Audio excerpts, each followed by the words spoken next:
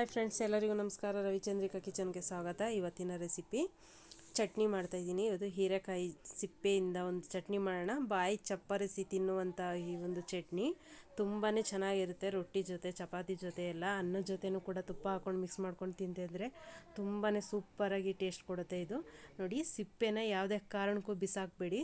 ಸಿಪ್ಪೆಲೂ ಕೂಡ ಒಳ್ಳೆ ಗುಣಗಳಿರುತ್ತೆ.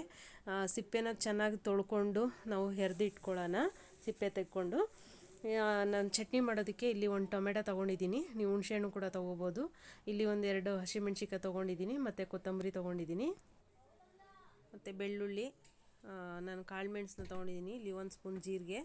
ಇಲ್ಲಿ ಒಂದು ಬಾಣಲಿ ತೊಗೊಳ್ಳೋಣ. ಬಾಣಲಿಗೆ ಒಂದೆರಡು ಸ್ಪೂನ್ ಎಣ್ಣೆ ಹಾಕ್ಕೊಂಡು ಈರುಳ್ಳಿ ಕಟ್ ಮಾಡ್ಕೊಂಡಿದ್ದೆನಲ್ಲ, ಈರುಳ್ಳಿನ ಫ್ರೈ ಮಾಡೋಕೆ ಹಾಕ್ಕೊಳ್ತಾ ಇದ್ದೀನಿ.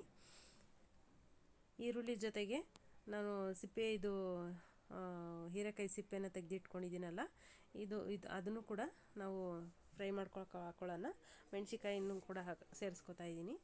ಎಲ್ಲನೂ ಕೂಡ ನಾವು ಫ್ರೈ ಮಾಡಿಕೊಂಡೇ ತೊಗೋಬೇಕು. ಇಲ್ಲಿ ಬೆಳ್ಳುಳ್ಳಿ, ಈರುಳ್ಳಿ, ಮೆಣಸಿನ್ಕಾಯಿ ಮತ್ತು ಹೀರೆಕಾಯಿದು ಸಿಪ್ಪೆ ಎಲ್ಲನೂ ಕೂಡ ನಾವು ಚೆನ್ನಾಗಿ ಫ್ರೈ ಮಾಡ್ಕೊಂಡು ತೊಗೋಬೇಕು.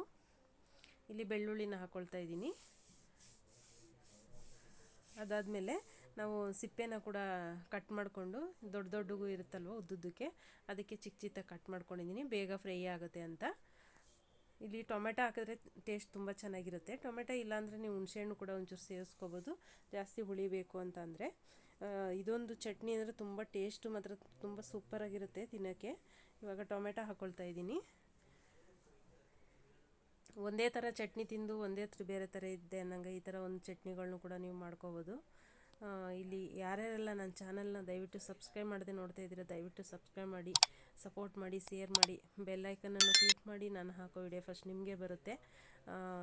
ಇವಾಗ ಇಲ್ಲಿ ಚೆನ್ನಾಗಿ ಫ್ರೈ ಮಾಡ್ಕೊಳ್ಳೋಣ. ಇದು ಫುಲ್ಲು ಅದು ಸಿಪ್ಪೆ ಎಲ್ಲ ಇರೋದು ಚೆನ್ನಾಗಿ ಬ್ರೌನ್ ಕಲರ್ ಬರಬೇಕು, ಆ ಥರ ನಾವು ಫ್ರೈ ಮಾಡಬೇಕು. ಕಾಣಿಸ್ತಾ ಇದೆಯಲ್ವ, ಚೆನ್ನಾಗಿ ಫ್ರೈ ಆಗಿದೆಯಲ್ಲ ಇಲ್ಲಿ. ಇಲ್ಲಾಂದರೆ ಅದು ಹಸಿ ಸ್ಮೆಲ್ಲು ಹಾಗೆ ಬರುತ್ತೆ. ಅದಕ್ಕೋಸ್ಕರ ಚೆನ್ನಾಗಿ ಫ್ರೈ ಮಾಡ್ಕೊಳ್ಳಿ. ಫ್ರೈ ಆದಮೇಲೆ ತಣ್ಣಗಾಗೋಕ್ಕೆ ಬಿಡೋಣ ಸ್ವಲ್ಪ ಹೊತ್ತು. ಒಂದು 5 ನಿಮಿಷ ತಣ್ಣಗಾದಮೇಲೆ ನಾನು ಮಿಕ್ಸಿ ಜಾರ್ಗೆ ಹಾಕ್ಕೊಂಡು ಕೊತ್ತಂಬರಿ ಸೊಪ್ಪನ್ನು ಸೇರಿಸ್ಕೊಳ್ತಾ ಇದ್ದೀನಿ. ಕೊತ್ತಂಬರಿ ಸೊಪ್ಪು ಹಾಕ್ಕೊಂಡು ರುಚಿಗೆ ತಕ್ಕಷ್ಟು ಉಪ್ಪು ಹಾಕ್ಕೊಳ್ಳೋಣ. ಇವಾಗ ನಾವು ಇಲ್ಲಿ ರುಬ್ಕೊಂಬಿಡೋಣ. ಸಣ್ಣಗೆ ನುಣ್ಣಗೆ ರುಬ್ಕೋಬೇಕು. ಇದನ್ನು ಚೆನ್ನಾಗಿ ಪೇಸ್ಟ್ ಥರ ಆಗಬೇಕು. ನೋಡಿ, ಕಾಣಿಸ್ತಾ ಇದೆ ಅಲ್ವಾ ಎಷ್ಟು ಚೆನ್ನಾಗಿದೆ. ಇನ್ನೊಂದು ಸ್ವಲ್ಪ ನೀರು ಹಾಕ್ಕೊಂಡು ಸ್ವಲ್ಪ ಇನ್ನೊಂಚೂರು ನುಣ್ಣಗೆ ರುಬ್ಕೊಳ್ಳಿ. ಚಟ್ನಿ ರೆಡಿಯಾಗಿದೆ. ನೋಡಿ, ನಾನು ಈ ಕಡೆ ರೊಟ್ಟಿ ಮಾಡಿದ್ದೆ, ಮಸಾಲ ರೊಟ್ಟಿ.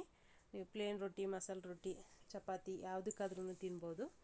ಮಸಾಲ ರೊಟ್ಟಿ ಜೊತೆ ತುಪ್ಪ ಚಟ್ನಿ ರೆಡಿಯಾಗಿದೆ. ಸಖತ್ತಾಗಿ ಕಾಣಿಸ್ತಾ ಇದೆಯಲ್ಲ ಫ್ರೆಂಡ್ಸ್.